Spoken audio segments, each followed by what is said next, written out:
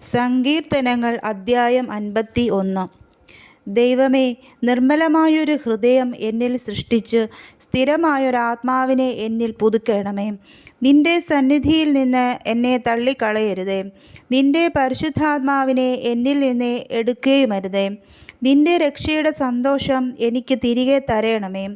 മനസ്സൊരുക്കമുള്ള ആത്മാവിനാൽ എന്നെ താങ്ങണമേ. അപ്പോൾ ഞാൻ അതിക്രമക്കാരോട് നിന്റെ വഴികളെ ഉപദേശിക്കും. പാപികൾ നിങ്കലേക്ക് മനം തിരിയും.